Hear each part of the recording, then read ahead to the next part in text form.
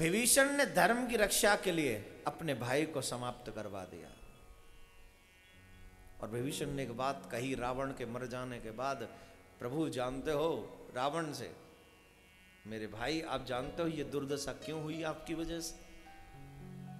1 लाख पुत्र 1.25 लाख नाती थे, लेकिन आज कुल में कोई ऐसा नहीं रहा न को कुल रोबनिहारा, राम विमुख अस हाल तुम्हारा।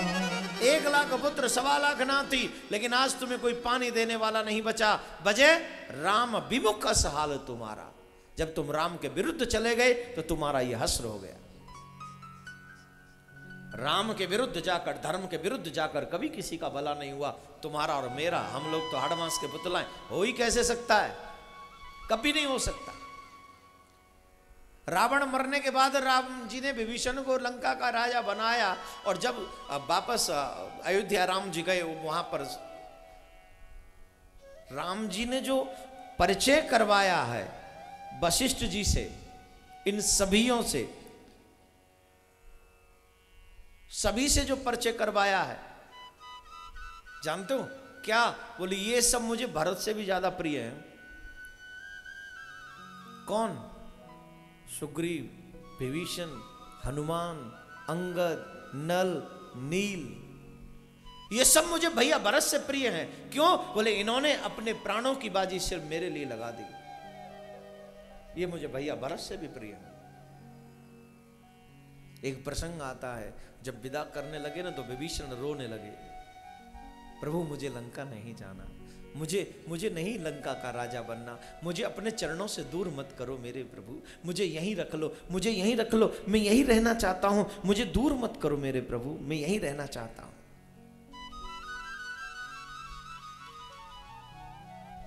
राम जी बड़े दयालु हैं, बहुत दयालु हैं राम जी। राम जी ने देखा कि जाना नहीं चाहते, तब मेरे प्रभु ने एक बात कही विभीषण से, एक काम करो, ये ले जाओ, आराध्य जगन्नाथ इक्ष्वाकु कुल देवता। हमारे इक्ष्वाकु कुल का जो देवता है ना जगन्नाथ, ये रंगदेव श्री रंगनाथ जी, इनको आप ले जाओ और इनको सेवा करना, इन्हीं की पूर्ण सेवा करना, और तुम्हारा मनोरथ, हर मनोरथ ये पूर्ण करेंगे। तो प्रभु के द्वारा दिए हुए प्रभु को, रंगनाथ प्रभु को विभीषण जब ले जाने लगे तो राम जी ने कहा सुनो, बीच में जहां रख दोगे वहां से ये जाएंगे नहीं, बीच में रुकना मत, सीधे लंका जाना। बोले ठीक है प्रभु। अब विभीषण जब जा रहे थे तो मार्ग में कावेरी नदी के तट पर उन्हें लघु शंका के लिए विभीषण को रुकना पड़ा, तो वहां प्रभु को विराजमान किया। फिर वहां से प्रभु जाने को तैयार नहीं हुए रंगनाथ जी, और रंगनाथ जी ने कहा कि मुझे यहीं रखो। थापे मोहे कावेरी तीरा, नित पूजन आवहु मत धीरा, जो हमको लंका ले जे हो, तो एक तुम ही दर्शन पे हो। कल में जो मम दर्शन करि है, बिन प्रयास भव सागर तरे है। मुझे इसी कावेरी के तट पर मेरा स्थापना कर दो, यहां मेरा मंदिर बनवा दो। ध्यान से सुनना, बहुत अच्छी कथा है, तो मेरी यहां स्थापना करवा दो। और कलिकाल में जो भी जीव मेरा दर्शन करेगा वो बिना प्रयास के भवसागर से तर जाएगा, उसका कल्याण हो जाएगा। रंगनाथ जी महाराज के कावेरी नदी के तट पर। अगर तुम मुझे लंका ले जाओगे तो वहां तो सिर्फ तुम अकेले सेवा करोगे, तुम्हारा अकेले का ही दर्शन हो पाएगा। लेकिन अगर तुम मुझे यहाँ स्थापना कर दोगे तो बहुत लोग कलिकाल में कल्याण हो जिनका हो जाएगा, इसलिए तुम मुझे यहीं स्थापित करो और एवरीडे तुम पूजा करने आया करो। बोले ठीक है। तो विभीषण जी ने वहीं कावेरी नदी के तट पर श्री रंगनाथ प्रभु का बहुत विशाल मंदिर बनवाया, और मन क्रम वचन से एवरीडे लंका से आते पुष्पक पे बैठकर और प्रभु की सेवा करते हैं, प्रभु का दर्शन करते। एक दिन क्या हुआ कि जब ये पूजा करने के लिए आए तो अचानक से एक ब्राह्मण इनके वाहन से टकरा कर मृत्यु को प्राप्त हो गया। कथा बड़ी ध्यान से सुनने योग्य। एक ब्राह्मण इनके वाहन से टकरा कर मृत्यु को प्राप्त हो गया।